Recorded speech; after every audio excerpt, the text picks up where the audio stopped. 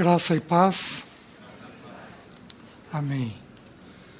Que bom poder estar aqui novamente com os irmãos, tendo comunhão. Nós vamos gastar esse fim de semana, esses 3 períodos, estudando 2 temas.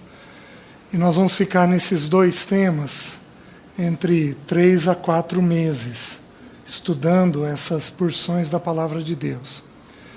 O ano passado, depois que nós encerramos aquele material sobre família, o irmão Thomas perguntou se havia algum assunto ainda significativo dentro do contexto de vida familiar. E eu disse para ele que nós tínhamos 2 assuntos que são muito importantes, que nós não estudamos e que seriam muito importantes nós estudarmos. Os 2 assuntos são ansiedade. Então é o assunto que nós vamos estudar esses próximos meses, e o assunto do dinheiro. Esse, numa ocasião que o Senhor nos permitir, se assim for do agrado dele, a gente estuda. Então nós temos 2 temas. Os irmãos hoje à noite vão precisar ter um pouquinho de paciência comigo. Eu acho que vai ser bem tranquilo, mas eu preciso criar um pano de fundo para a gente estudar isso. Nós temos 2 temas que nas Escrituras eles são contrapostos, um resolve o outro, e são 2 temas que os textos associam, os textos ligam. Nós temos o assunto da ansiedade e o que contrapõe a ansiedade nas Escrituras é a paternidade.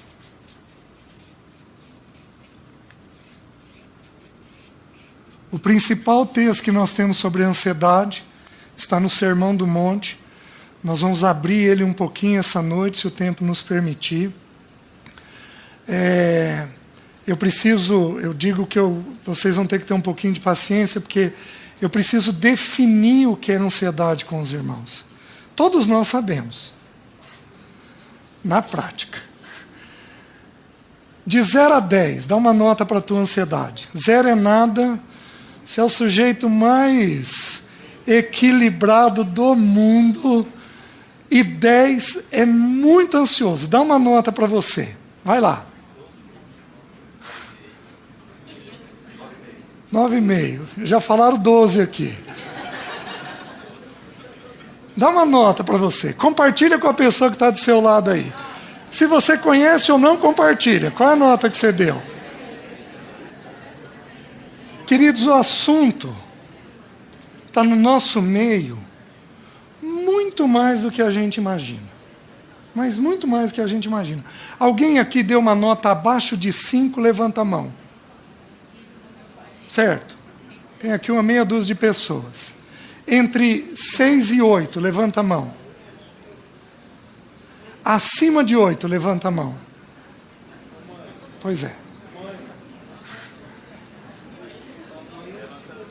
Esse é um assunto que envolve a gente muito mais do que a gente pensa. Ele está permeado no nosso dia a dia. Eu vou mostrar isso para os irmãos nas Escrituras, mas por enquanto eu vou chamar a atenção dos irmãos para o nosso dia a dia, para as coisas que acontecem no nosso dia a dia.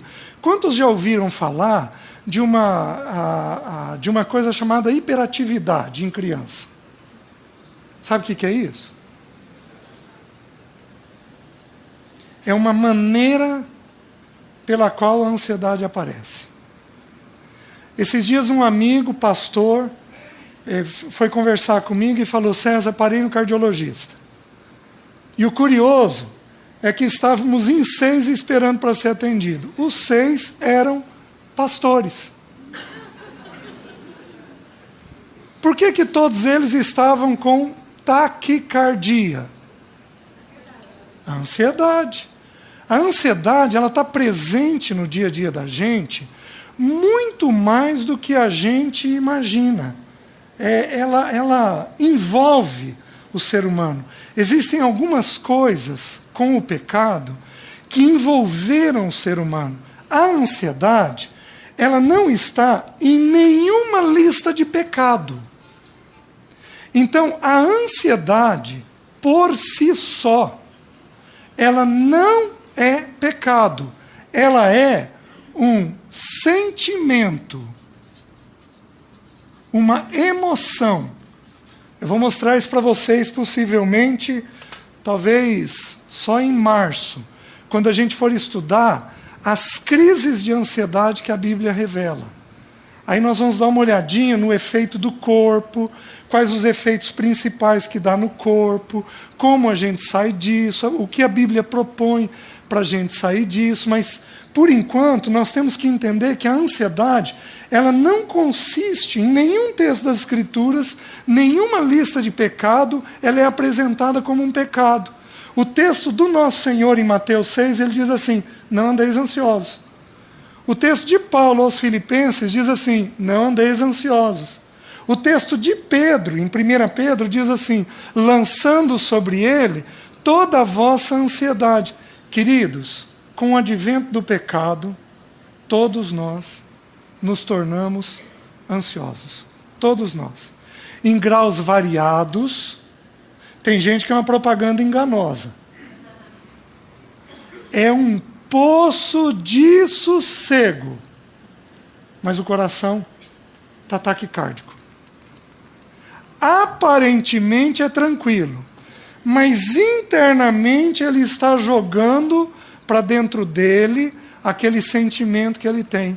Está fazendo sentido para os irmãos? Vamos um pouquinho mais longe. Quantos já ouviram falar aqui? Vocês têm que me ouvir com reservas. Quantos já ouviram falar de doenças autoimunes? O que é uma doença autoimune? Uma doença autoimune é uma doença grave, onde o corpo ataca o próprio corpo, mas é uma doença que tem a ver em muito com uma coisa chamada sentimento, emoção. É um reflexo no corpo de um sentimento que a Bíblia descreve como sendo a ansiedade. A ansiedade, ela está presente em todos nós. Por que uma criança, a hora que ela tem que cumprimentar um adulto, ela enrosca na perna do pai e ela não dá conta de cumprimentar? Qual o nome disso? A ansiedade. Por que um jovem, ele paralisa diante de amigos e ele não consegue se relacionar com aqueles amigos? A ansiedade. Existem muitas maneiras do sentimento ansiedade aparecer dentro do ser humano. Mas muitas maneiras. Tem pessoas que são muito afetivas e não dão conta de ficar sozinhas. Quando estão com o parceiro, precisam ficar segurando na mão do parceiro. Eles não dão conta de estar em casa sem grudar em alguém. Esse movimento aqui, sabe o que é? Ansiedade. Ele joga essa ansiedade dele num apego afetivo maior. Mas o nome disso é ansiedade, não dá conta de ficar sozinho. Os irmãos estão entendendo? Só que a ansiedade mais clássica que a gente vê no dia a dia, que a gente vê as pessoas mencionarem, e que todos nós, muito possivelmente, dentro da nossa casa, nós já tivemos alguém assim, é uma coisa chamada crise de pânico. A pessoa, de repente, ela passa a ter um medo, uma fobia, uma apreensão monstruosa de uma determinada coisa. Vocês estão entendendo? Alguém aqui já teve crise de pânico? Levanta a mão. Olha lá. Alguém já teve na família crise de pânico? Levanta a mão. Olha quanta gente nós temos. Por quê? Porque a Bíblia, meus queridos, o Velho Testamento é impressionante. Não existe maior nem melhor contador de histórias do que Deus. Deus é um contador de histórias exímio. O Velho Testamento é só histórias. E as histórias que ele conta têm a finalidade de nós retirarmos dentro dela os princípios de vida. Então, quando Deus conta uma história e Ele não lança luz direta naquela história do que é, de como é para a gente interpretar, é porque Deus quer que a gente tire os princípios contados naquela história. A primeira, Adão foi criado. Em Gênesis 1, Adão e Eva. Em Gênesis 2, descreve a criação em separado, do homem e da mulher. Escreve ali especialmente a da mulher. Gênesis 3 tem a queda. Então Deus falou com Adão: Adão, tem 2 árvores aqui, o jardim inteiro para você desfrutar. Uma delas é a árvore da vida. Você come do que você quiser do jardim, menos de uma árvore. Você não pode comer da árvore do bem e do mal, do conhecimento do bem e do mal. Dessa árvore você não come, porque no dia que você comer, você vai morrer dela. Você vai morrer. O que Adão fez? Adão comeu, e no momento que ele comeu, eu vou explicar aí a paternidade. No momento que ele comeu, ele perdeu a relação com o pai. Ele simplesmente perdeu a relação com o pai. Em Lucas, capítulo 3, quando Lucas faz a genealogia do nosso Senhor Jesus Cristo, no versículo 38, se não me engano, diz assim: Cainã, filho de Enos, Enos, filho de Sete, Sete, filho de Adão, este filho de Deus. Então, quando Deus criou Adão, Ele criou Adão com o expresso propósito de Adão se tornar filho dele. Adão era apenas criação. Quando ele comesse da árvore da vida, quem é a árvore da vida? Jesus. Ele é a própria vida. Eu sou o caminho, a verdade e a vida. Jesus era a árvore da vida. Quando ele comesse da árvore da vida, ele se tornaria filho de Deus, com uma relação toda diferenciada com o Pai. Mas, queridos, ele opta por comer a árvore do conhecimento do bem e do mal. Ele opta por entender as coisas. Ele opta por controlar as coisas. Quem aqui é controlador? Perguntinha difícil. Quem aqui é controlador? O controlador come da árvore do conhecimento do bem e do mal. Porque ele tem necessidade de controlar tudo aquilo que acontece. A informação tem uma finalidade dentro do ser humano. O ser humano tem necessidade de controlar as coisas que acontecem. Ele tem dificuldade de se lançar no Pai e criar dependência do Pai, onde o Pai toma ele pela mão e conduz ele onde o Pai quer. O ser humano não gosta disso. O ser humano, ele tem a necessidade de buscar informação para ele poder controlar as coisas que vão acontecer. Adão fez isso. E quando ele fez isso, ele tem um impacto imediato sobre a alma dele, porque ele perde o relacionamento que ele teria com o pai dele, com o Criador dele, é perdido com o pecado. E imediatamente ele tem mecanismos de fuga.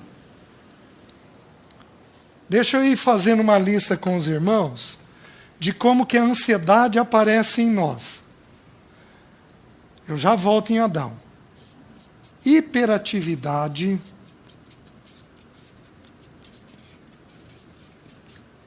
ciúmes, medo,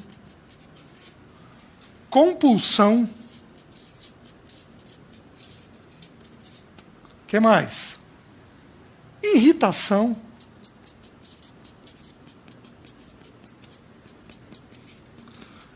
Somatização.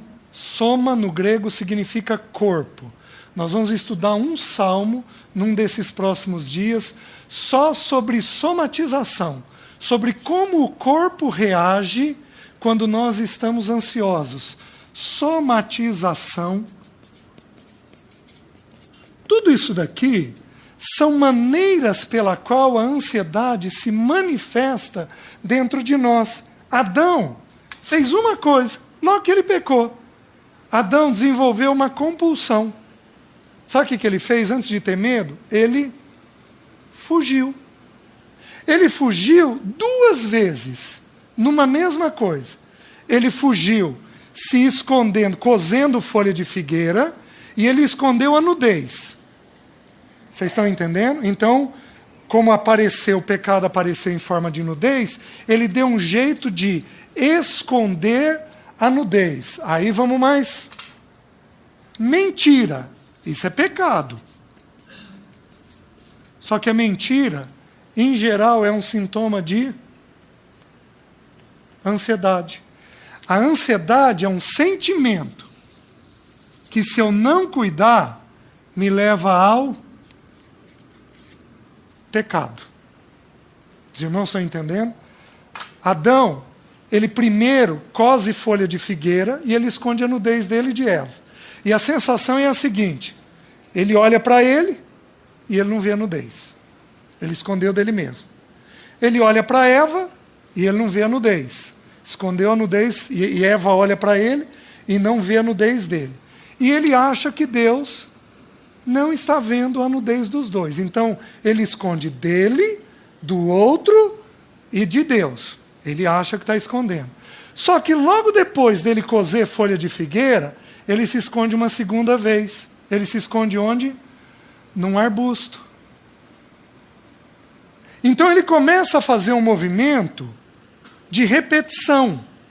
Um movimento que a gente chama de compulsão. Está tudo na Bíblia, meus queridos.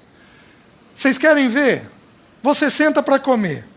O sujeito, repetição. Ele está ansioso?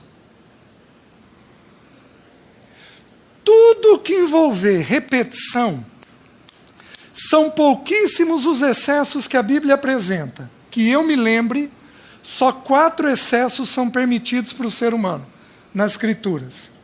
Amar a Deus acima de todas as coisas é um excesso. Orar sem cessar é um excesso. Em tudo dar graças é um outro excesso. E o último excesso que eu conheço, tudo que eu fizer, seja em palavra, seja em ação, tem que ser feito para a glória de Deus. 4 excessos. Qualquer outro excesso, come muito, come pouco. Trabalha muito, trabalha pouco. Dorme muito, dorme pouco. Qualquer outro excesso constitui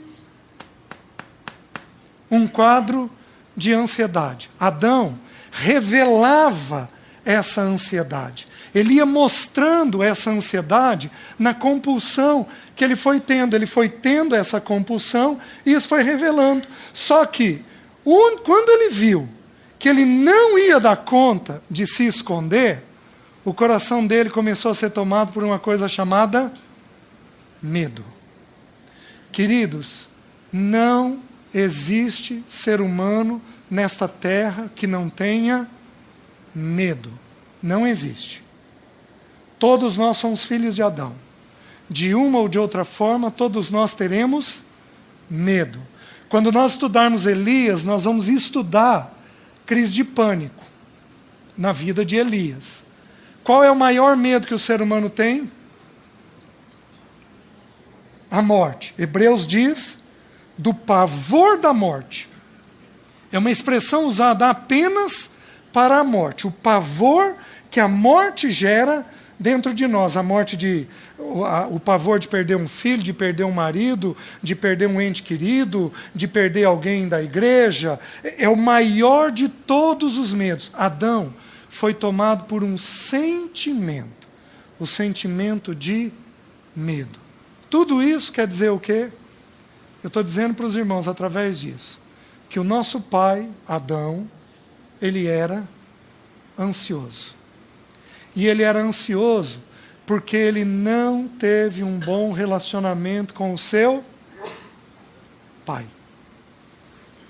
Aí, sem medo de errar, se eu fosse pegar os notas 12 e 13 aqui da ansiedade, e eu fosse investigar, de alguma maneira, essas pessoas ansiosas não tiveram um bom relacionamento com os seus pais. Queridos, agora eu preciso dar uma parada. E eu vou falar um pouquinho sobre Deixa eu encerrar sobre a ansiedade. O que é a ansiedade, então? Se eu for responder do ponto de vista bíblico, a ansiedade é um sentimento de apreensão quando eu enxergo a vida fora da paternidade de Deus. Se eu for olhar do ponto de vista psicológico, a definição de ansiedade é um sentimento de apreensão, onde eu tenho uma certeza de que uma tragédia vai acontecer, e eu sou imediatamente tomado por reações físicas diante dessa certeza que eu tenho. Vocês estão entendendo? Isso é ansiedade, do ponto de vista psicológico. Mas do ponto de vista bíblico, é ver uma coisa com os meus olhos. E não ver aquela mesma coisa com os olhos de Deus. Vou pegar o Thomas. O Thomas é sossegado, tranquilo, descansado no Senhor. Mas o Thomas vai ter 1, 2 ou 3 áreas na vida dele em que o coração dele é tomado por ansiedade. Por mais que ele tenha uma boa visão do Senhor, existem algumas coisas na formação do Thomas, lá de trás, onde a mente dele aprendeu a enxergar a vida com os olhos dele, e não com os olhos de Deus. Toda vez que você olhar uma situação da vida com os seus olhos, e não com os olhos de Deus, você está sendo ansioso. Está dando para compreender? Os irmãos estão conseguindo entender o que significa a ansiedade? Então, a ansiedade, ela deriva de não termos a mente de Deus na vida. Porque quando eu tenho a mente de Deus, o meu coração é tomado por descanso. Nós vamos estudar o texto de Filipenses, mas o texto de Filipenses diz uma coisa curiosa, diz assim: não andeis ansiosos de coisa alguma, em tudo, porém, sejam conhecidas diante de Deus as vossas petições, pela oração e pela súplica, com ações de graça. E aí diz assim, e a paz de Deus... A situação mudou? Não. Porque é uma paz que excede... A pessoa olha a situação e a situação não mudou. Mas os olhos dela, ao enxergarem a situação, mudaram. Então o problema não está daqui para fora. O problema está daqui para dentro. É a maneira pela qual nós olhamos a situação, vemos a situação. Quando nós vemos a situação com a bendita mão de Deus, o nosso coração é tomado em profundo descanso. Os irmãos estão entendendo? Vamos avançar um pouquinho. Abram, por favor, em Efésios, capítulo 3, versículo 14.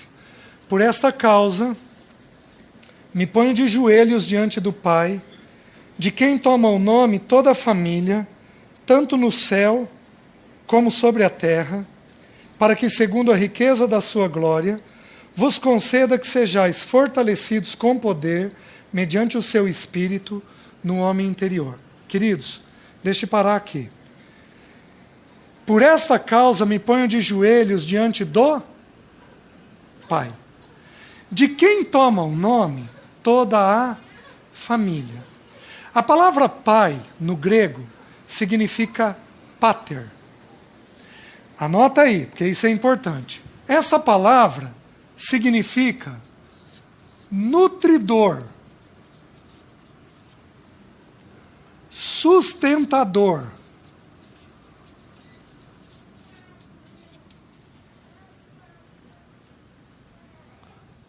protetor.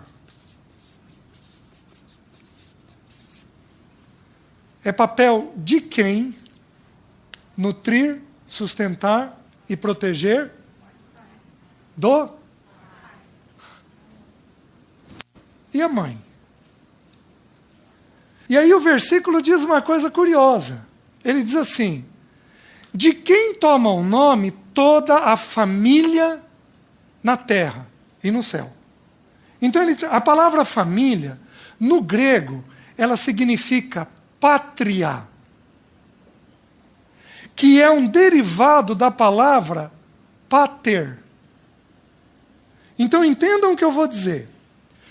Tudo que existe de família nesta terra, queridos, uma cidade é uma família. Às vezes um bairro, uma rua é uma família. A família, ela tem muitas formas de ser vista. Um homem e uma mulher são uma família. Um homem, uma mulher e os filhos são família. O homem, a mulher, os filhos e os seus progenitores são uma família. A igreja é uma família. Uma nação pode ser uma família. Vocês estão entendendo? Todas as vezes que nós temos um grupo de pessoas reunidos com um bem comum, isso só é sustentado por uma imagem. A imagem do Pai. Quando tem uma crise no nosso país, o presidente tem que se levantar de uma forma meio imediata e dar uma palavra à nação. Uma palavra de orientação. Está fazendo o papel do quê? De um pai. Aí toda a nação falou tal coisa. Aí todo mundo sossega. Entendam o que eu estou falando para os irmãos. Toda vez que um grupo de pessoas se reunir, esse grupo de pessoas tem que entender que ele só funciona se ele for segundo o Pai. Me coloco de joelhos diante do Pai, de quem toma o nome toda a família. Toda família coerente, sensata, equilibrada, ela vive segundo os princípios e os preceitos de Deus Pai. O Pai é o sustentador, é aquele que organiza, é aquele que estabelece o limite. Possivelmente amanhã nós vamos ver vários versículos sobre a função de um pai, como que o pai age segundo as coisas. Mas hoje é importante que a gente entenda a definição.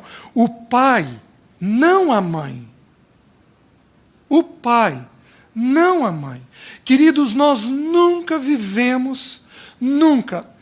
Sempre houve tempos negros na história, mas nós nunca vivemos, talvez devido à informação, um tempo de tanta ansiedade como nós vivemos hoje. Sabe por quê?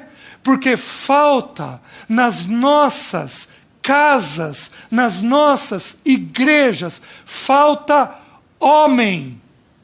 Falta gente que assuma o papel de pai. Exista homem que seja o nutridor, o sustentador, o protetor, que o Pai Celeste nos ensina a ser. A mãe, aqui está o filho. Quem é o primeiro elemento que protege o filho na casa? A mãe. Quem é o segundo elemento que protege? Por proximidade, o erro da mãe fica mais grave que o erro do pai. Porque a mãe é mais próxima.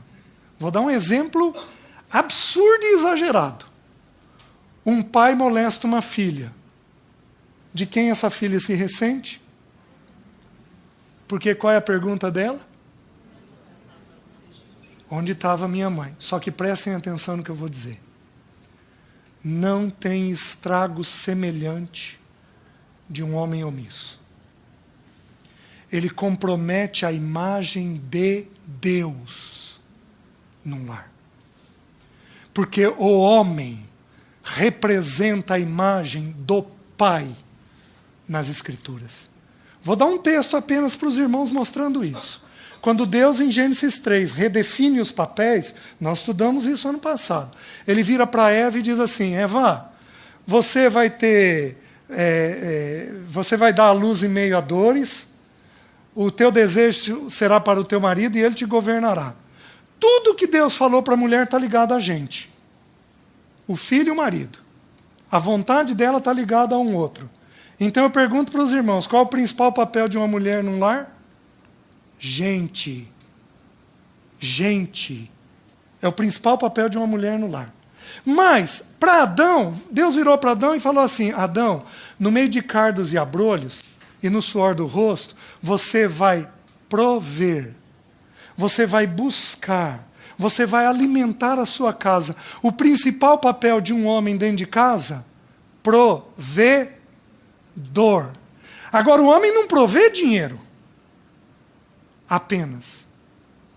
O homem provê dinheiro, o homem provê a palavra, o homem provê a oração, o homem deveria prover a conversa, o homem deve prover limite, o homem deve prover tempo. Pode, agora dá, agora não dá. O homem deveria prover estas coisas dentro de casa, porque o homem, ele representa a figura de Deus Pai. Meus queridos, por que os locais de reunião em Londrina, em Maringá, a nossa juventude transviou? Por falta de pai. Vocês sabiam que é o pai quem tira o filho do mundo e não a mãe? Vou mostrar um texto bíblico para os irmãos amanhã. É o pai quem tem o papel de arraigar o filho da relação com o mundo, não é a mãe. Então toda família, por esta causa, me ponho de joelhos diante do Pai, de quem toma o nome toda a família que existe nessa terra. Não existe família coesa, não existe família tranquila, fora de uma ansiedade grave, se os homens não assumirem o seu papel e eles trouxerem a expressão de Deus dentro do seu lar. Porque um lar tem que tomar o nome do pai. A pátria tem que tomar o nome do pater. Os irmãos estão conseguindo entender o que eu estou dizendo?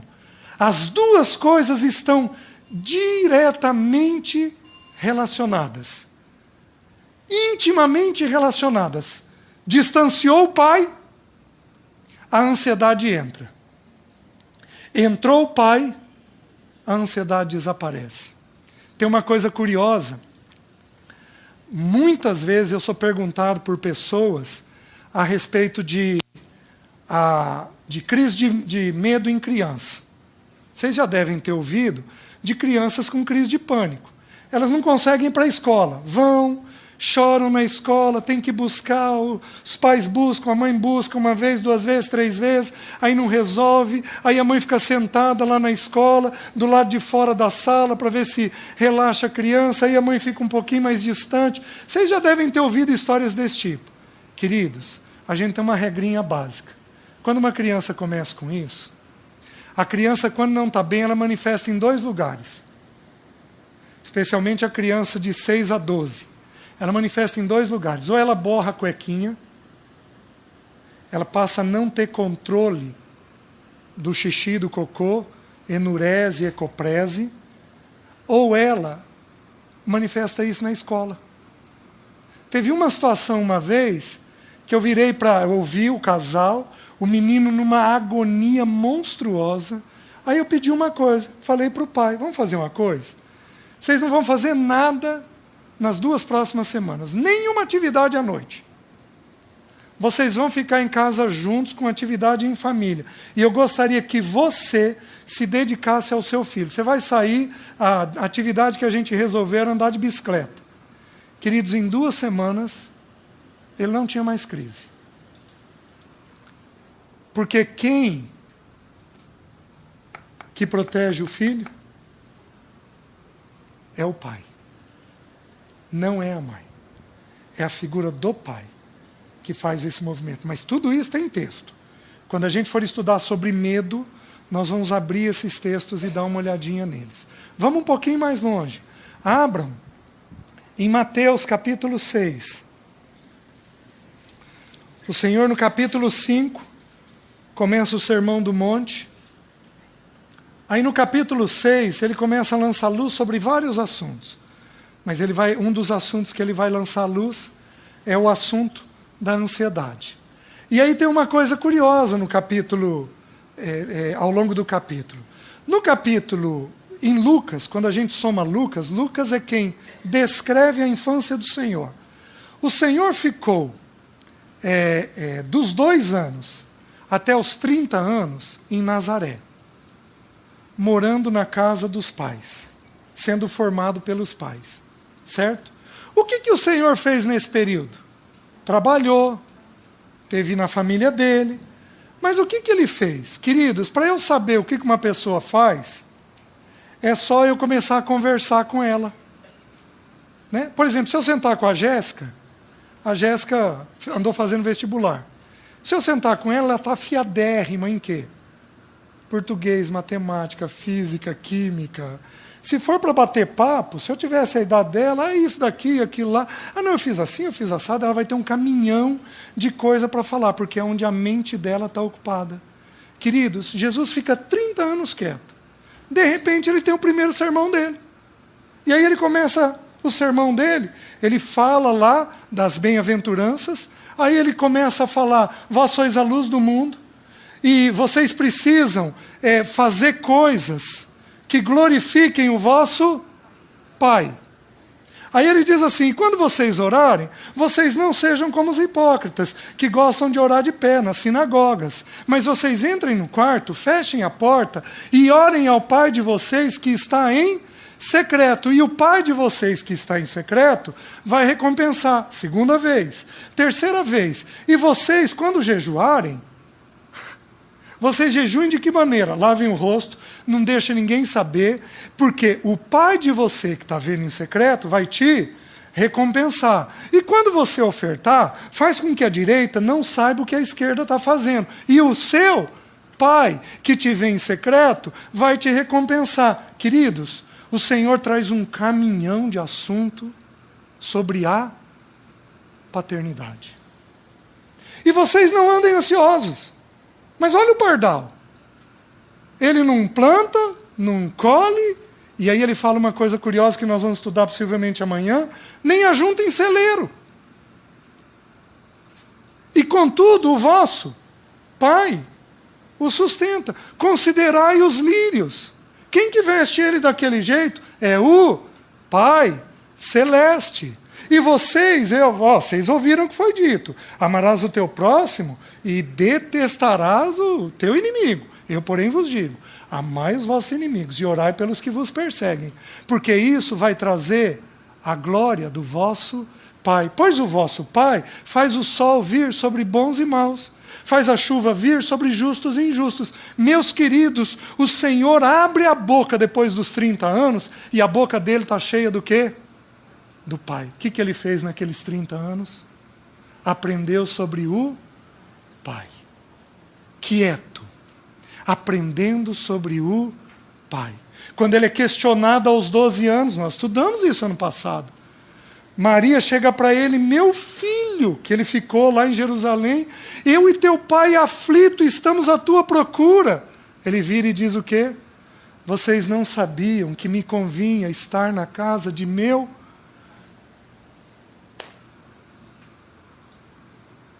Nós precisamos da misericórdia do Senhor. Porque nós precisaríamos ensinar os nossos filhos a ver o Pai. Desde muito cedo. A gente ensina eles a ver boas escolas, bons trabalhos, a gente ensina eles a ter capacitação, a gente ensina eles a conviver com gente bem educada, mas a gente não ensina eles sobre o Pai. O Senhor Jesus aprendeu sobre o Pai.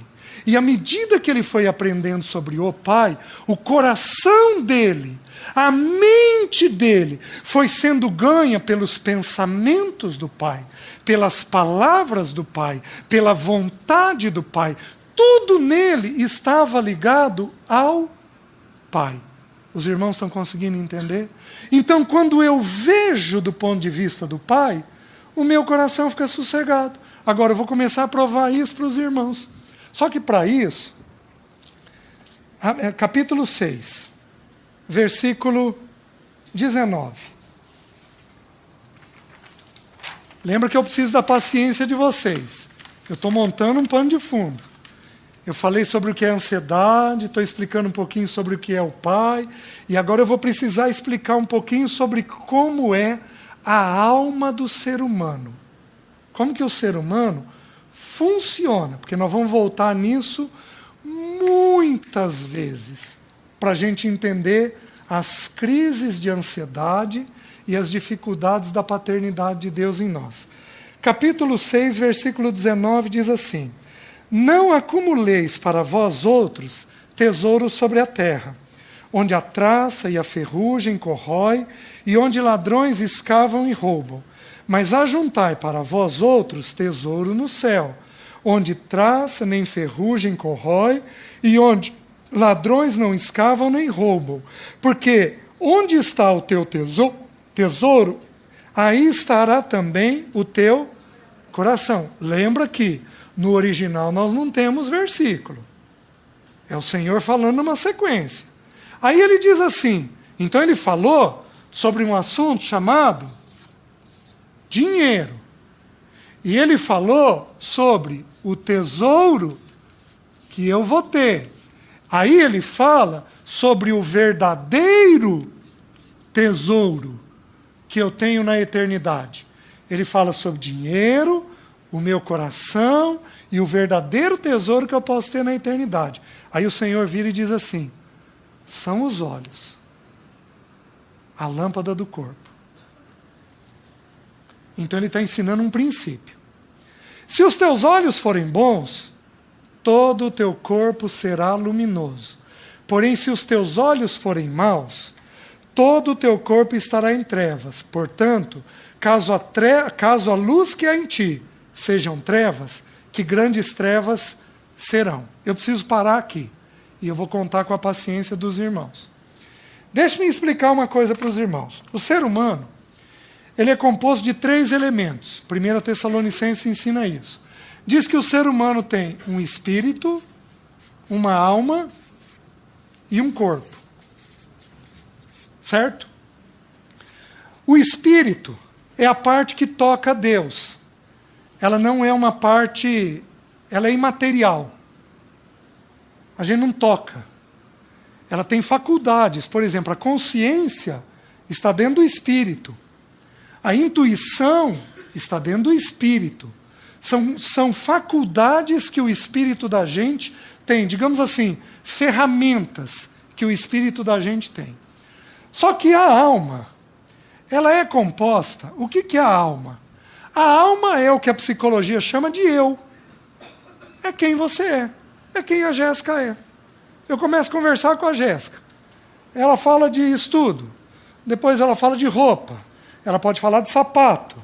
E aí eu vou entendendo que a Jéssica gosta do quê? De estudo, de roupa, de sapato. A Jéssica vai deixando vazar o que está dentro dela à medida que ela fala. Ela vai falando e eu vou vendo o que está dentro dela.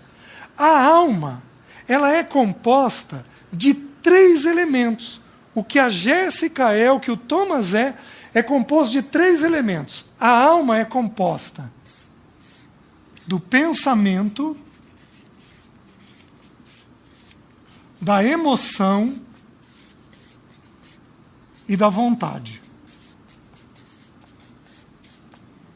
E aqui eu preciso que os irmãos entendam. O alvo de Deus e do diabo é qual?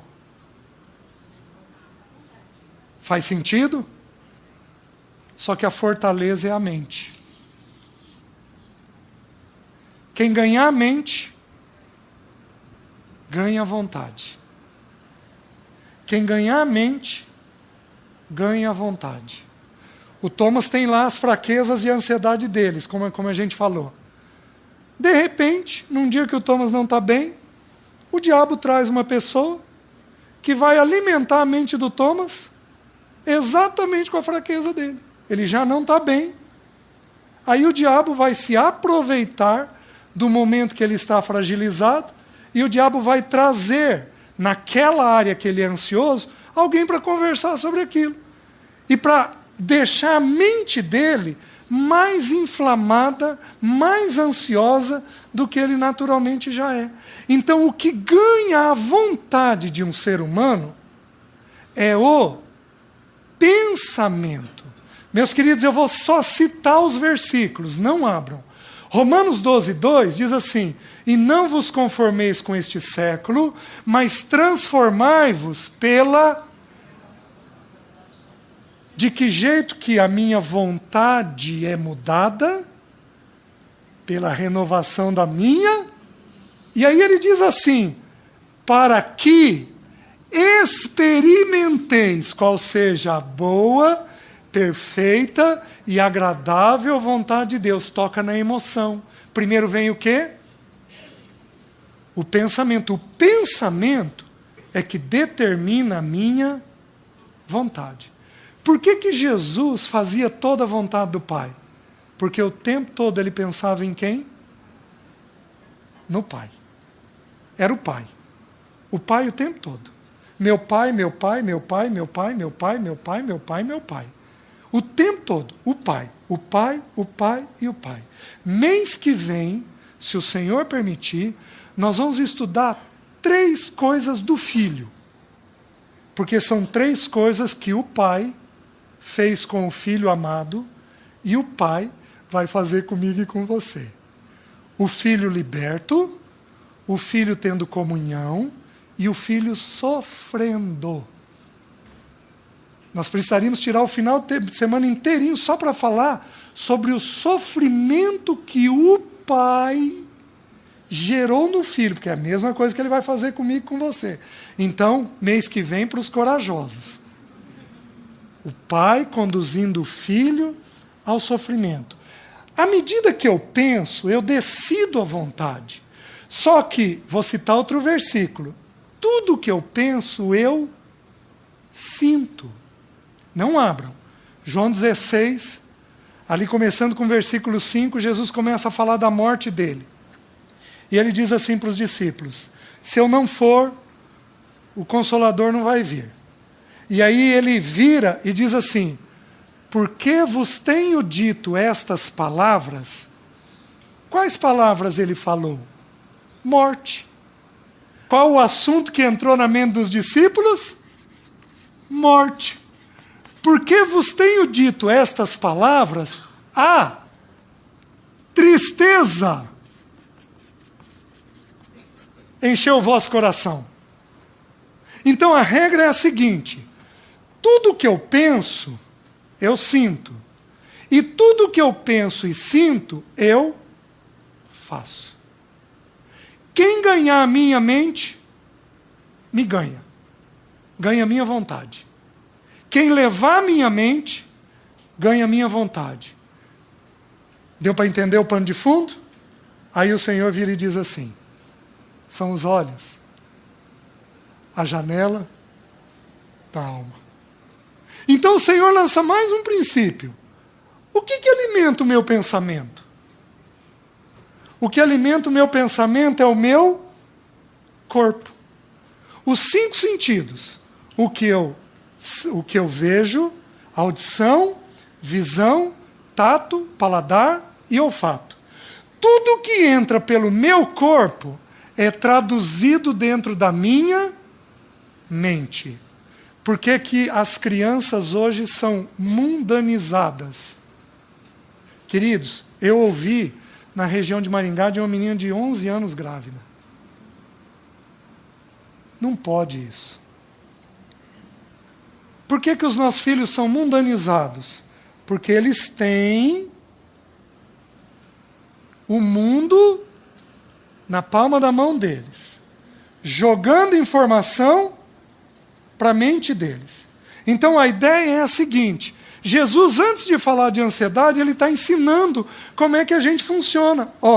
Os olhos é que vão jogar informação para aquilo que você ama. Digamos que a Jéssica ame roupa. A hora que eu entrar com ela no Catuaí, o que ela faz? Ela para. Para na vitrine. Qual vitrine, Jéssica? Qualquer uma. A Zara, assim. Básico. Pode ser a Zara. Vocês estão entendendo como é que funciona? Vocês estão entendendo como é que vem na mente? Ela já elegeu a loja, apesar que eu perguntei, né? A mente é ganha por aquilo que eu anseio. O que eu anseio, o tesouro que eu tenho dentro de mim, eu procuro este tesouro com os olhos. E, se você não cuidar, a luz que é em ti pode virar trevas. E caso a luz que é em ti sejam trevas, que grandes trevas serão. Quem são os ansiosos? Os ansiosos são aqueles que procuram as coisas fora da vontade de Deus. A Jéssica tem que comprar roupa? Tem. Se ela for comprar fora do tempo que Deus estabeleceu para ela, a mente dela fica ansiosa. Ela está procurando alguma coisa para satisfazer alguma coisa e não está segundo Deus, segundo o que Deus está fazendo com ela. Então o Senhor está nos ensinando o funcionamento nosso. Como é que a alma da gente vai trabalhando? A alma da gente é trabalhada através dos sentidos nossos. E dos 5 sentidos, tem 2 sentidos em especial, que são muito significativos: a visão e a audição. Os 2 sentidos formam um conceito dentro de nós, mas em especial a audição. Quem ganhar a tua mente, quem ganhar a tua mente, vai ganhar a tua conduta. E queridos, especialmente os pais, aquele que pensa estar em pé, cuide para que não caia. Meus queridos, os nossos filhos escorregarem, é daqui para ali. Não achem que nós estamos seguros, nenhum de nós está. A vida cristã é um alimento da mente todo dia. A vida dele tem que ser absorvida todo dia. Se não for absorvida todo dia, nós caímos em ansiedade, e a ansiedade nos leva ao pecado. Aí vamos estudar um pouquinho as Escrituras. Acho que ficou claro, né? Então, o versículo 22. São os olhos a lâmpada do corpo. Se os teus olhos forem bons, todo o teu corpo será luminoso. Se, porém, os teus olhos forem maus, o que são olhos maus? É buscar coisas que não trazem a glória de Deus. Se os teus olhos forem maus, todo o teu corpo estará em trevas. Por que ele está dizendo que o corpo estará em trevas? Romanos diz que eu entrego os membros para o pecado. Então é ganho na mente. E aí eu entrego os meus membros, braços, pernas, genitália, eu entrego o corpo, os meus membros, para o que entrou dentro da minha mente. E aí então, caso, portanto, a luz que há em ti sejam trevas, que grandes trevas serão. Ninguém pode servir a 2 senhores, porque ou há de aborrecer-se de um e amar o outro, ou se devotará a um e desprezará o outro. Não podeis servir a Deus e às riquezas, a mamon. Aí o Senhor joga um pouquinho mais de luz. É como se ele fizesse um sanduíche. Ele falou de dinheiro ali atrás, não acumula tesouros nessa terra. Aí ele fala dos olhos, do que eu busco pelos olhos. Aí ele diz novamente de dinheiro. Ele faz um sanduíche. E por que ele fala de dinheiro 2 vezes antes de falar de ansiedade? Porque, queridos, o que nos dá segurança? Via de regra, para a grande maioria das pessoas, a sensação de segurança vem através do quê? Do dinheiro. Só existem 2 senhores nessa terra: Deus e Mamon. O diabo não é um senhor. O diabo é, para nós, o inimigo da nossa alma, O diabo é para Deus um servo. Porque Colossenses 2,10 diz que Cristo se fez o cabeça. O que é o cabeça? Aquele que manda. De todo principado e potestade. O diabo não pode tentar o Thomas sem a permissão do Senhor. O Senhor tem que dar a permissão. Porque Cristo é o cabeça de todo principado e potestade. Lá em Gênesis, voltando a Gênesis, o texto lá diz que o descendente da mulher teria o calcanhar ferido. Onde que Cristo teve o calcanhar ferido? Na cruz. Mas ele pisaria a cabeça da serpente. A cruz, louvado seja o nome do Senhor, tirou o poder de mando do diabo. O diabo não pode tocar um de nós sem a permissão do Senhor. Mas, meus queridos, a gente se preocupa tanto com ele, às vezes, e esquece que tem um outro Senhor. Esquece que tem um Senhor que pode seduzir o nosso coração, envolver o nosso coração. Um Senhor chamado dinheiro. Vocês estão conseguindo entender? Dinheiro é um assunto complicado. Muito complicado. Eu tenho uma pesquisa que eu não fui atrás para ver se constitui verdade ou não. Deixa eu pegar o número. Para eu não falar uma bobagem, deixa eu pegar o número dessa pesquisa. Só um instante. Um material que eu estudei, ele diz o seguinte: existem na Bíblia 205 versículos sobre fé. 208 versículos sobre salvação. E existe 2085 versículos sobre dinheiro. 2085. Meus queridos, isso constituindo a verdade, 1/4 das escrituras quase é sobre dinheiro. Por quê? Porque dinheiro é um Senhor. Então Jesus começa a dizer, o coração de vocês não é para ser ganho pelo dinheiro. Porque o dinheiro vai deixar vocês apenas mais ansiosos. Eclesiastes diz que quem multiplica dinheiro, multiplica preocupação. É tanto IPTU para pagar agora, né?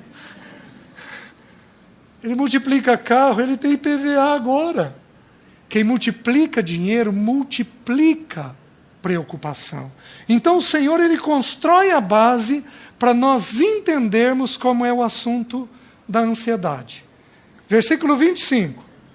Por isso vos digo, não andeis ansiosos pela vossa vida, quanto ao que haveis de comer e beber, nem pelo vosso corpo, quanto ao que haveis de vestir.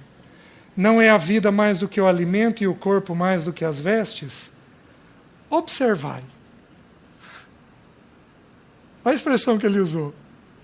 Observai. Queridos, através do que eu observo? Ele está trazendo os olhos de novo. Aprende a colocar os olhos no que você precisa colocar. Eu vou dar um pequeno testemunho. Eu tive um bom relacionamento com meu pai. E o meu pai veio para a cidade onde ele viveu a vida toda, muito novo, com 17 anos de idade. Meu pai era um farmacêutico. Meu pai tinha o quarto ano primário, e o meu pai era farmacêutico daquela época de manipular poção, de fazer o remédio ainda. Pegar lá as flores, os frutos, os pós, e ele próprio manipular a poção. Só que meu pai era um homem muito inteligente. Meu pai leu toda a obra de Dostoiévski, tendo 4º ano primário. Ele tinha muitos livros, e ele conversava muito com a gente. Então, o meu pai viu muita doença. E o meu pai trouxe os doentes para a cidade grande. E eu, quietinho, tímido, acompanhava meu pai. E desde cedo eu fui vendo uma coisa chamada doença grave. A minha mente foi sendo trabalhada. O meu pai, como ele passou muita necessidade na infância, ele tinha medo de não ter. Meu pai, minha mãe, a gente brinca até hoje, meu pai fazia uma viagem, colocava R$100 na carteira, ele ia gastando nas paradas. Ele precisava comer. Ele ia gastando. Por quê? A gente supunha que é porque ele passou muita necessidade. O problema, queridos, é que o meu pai desenvolveu um medo monstruoso da morte. Meu pai morreu chorando. Eu creio que ele entregou a vida ao Senhor 2 meses antes dele falecer. A gente crê, eu creio pela fé no que a gente viveu ali com ele, só que ele morreu sem realidade nenhuma do Senhor. Ele já estava com um tumor na cabeça. O problema é que o medo da morte e do futuro e de faltar vazou para os filhos. E eu, uma esponja, quietinho, filho quieto é um perigo. Porque o falante, a gente sabe o que está dentro dele, mas o quieto, você não sabe como é que ele está traduzindo. Queridos, eu fui absorvendo.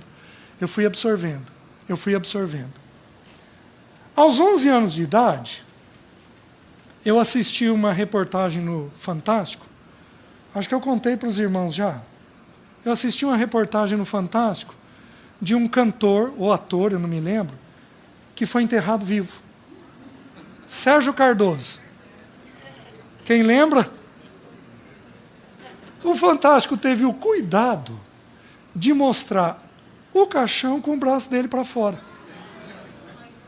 E eu estou tendo cuidado de falar isso. Meus queridos, 11 anos de idade, você é enterrado vivo. Você é enterrado vivo. Quantos aqui têm esse medo? Catalepsia, levanta a mão. Tem muita gente que tem esse medo. Você é enterrado vivo, você é enterrado vivo, você é enterrado vivo. A gente dá um jeito de dar um nó na alma da gente, né? O que eu fiz para ter a sensação de que eu não ia ser enterrado vivo? Pus a mão no pomo de Adão. E eu dormia apertando o pomo de Adão e engolindo. Porque aí eu tinha a sensação que eu estava vivo. Por isso que minha voz é rouca.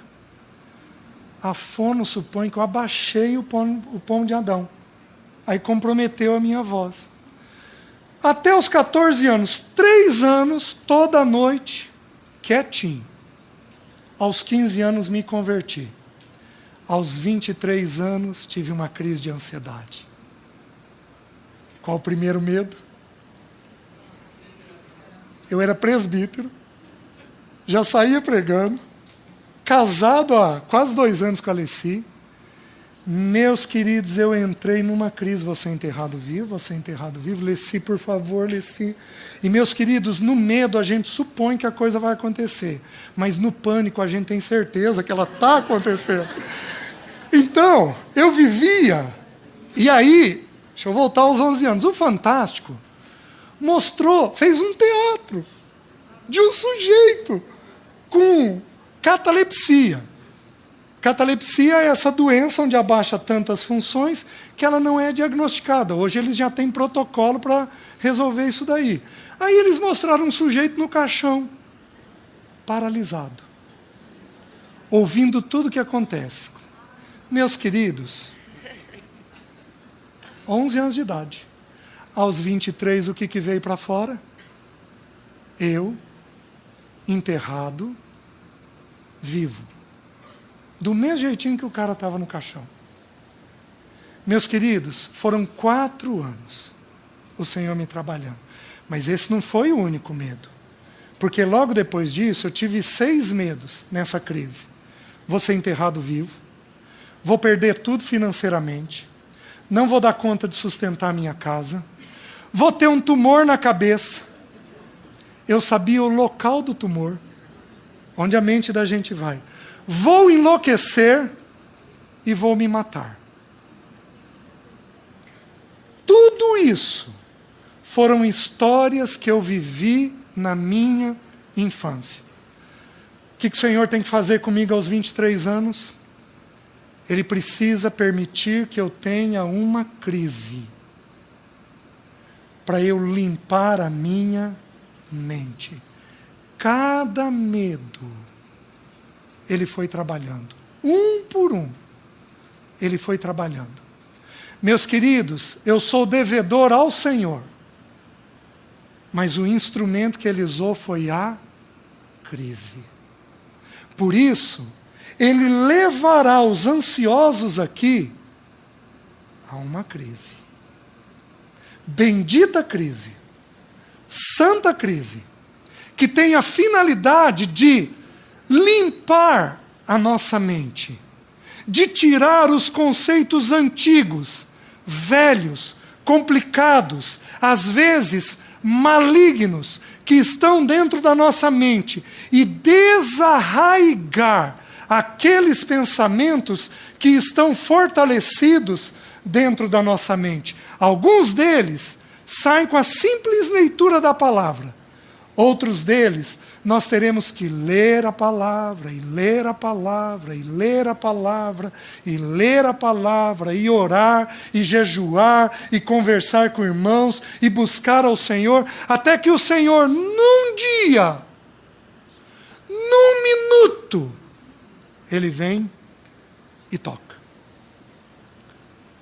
Eu fiquei agonizando com esse pensamento da morte por uns 3 anos. Aí o Senhor, eu lia muito a palavra. Aí eu estava na leitura de Lamentações de Jeremias. E se vocês se lembrarem, Jeremias, quando o povo enjoava de Jeremias, colocava ele dentro de uma cisterna. Um poço de água. Aí Lamentações. Queridos, imagina aquele poço no final do dia. Imagina a escuridão chegando. Imagina a bicharada caindo no poço.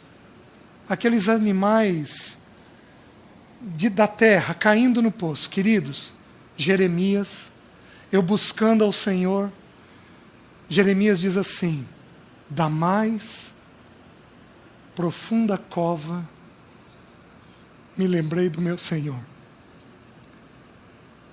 Aí um sujeito ansioso, um crente altamente ansioso, da mais profunda cova, a Bíblia é impressionante, ela é precisa, da mais profunda cova me lembrei do meu Senhor. Aí o Senhor falou comigo, Ele disse assim: César, eu sou seu Deus nessa terra, eu cuido, protejo e amparo você. Queridos, como eu tive um bom relacionamento com meu pai, eu tenho tanta segurança na paternidade de Deus, eu falei: Senhor, mas eu tenho tanta segurança no teu cuidado comigo, eu sei que o Senhor é um pai perfeito para mim. Aí o Espírito falou assim: que diferença faz para mim 1,5 metro abaixo da terra?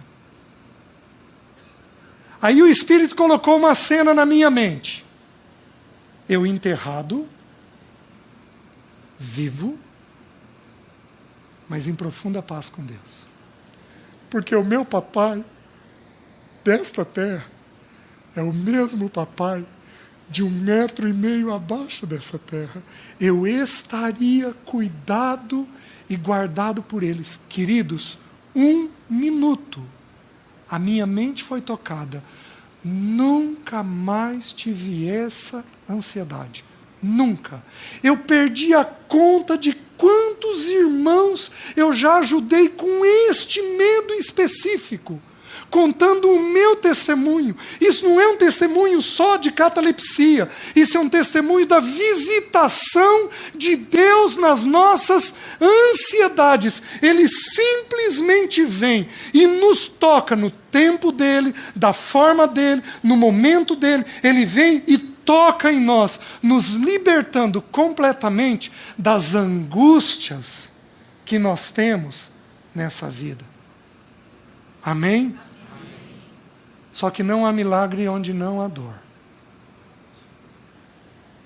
O papai nos conduz a uma santa e bendita dor, a um santo e bendito sofrimento, a um lugar. Sabe o que significa a palavra angústia? Jesus, quando começou a orar, com os discípulos, ele falou: a minha alma está angustiada até a morte, ficai aqui comigo e vigiai. Sabe o que significa a palavra angústia no grego? Significa estreiteza de lugar. Meus queridos, muitos de nós aqui, neste ano de 2015, seremos levados a uma estreiteza de lugar, a um aperto, onde nós não temos mais recurso, nós não sabemos como sair daquela situação, mas aleluia, porque o nosso papai é quem nos conduz a essa estreiteza de lugar,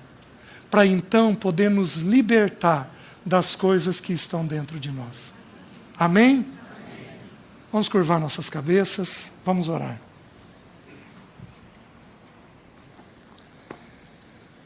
Senhor, obrigado pelo teu amor. Obrigado porque tu és um pai, um protetor, um sustentador.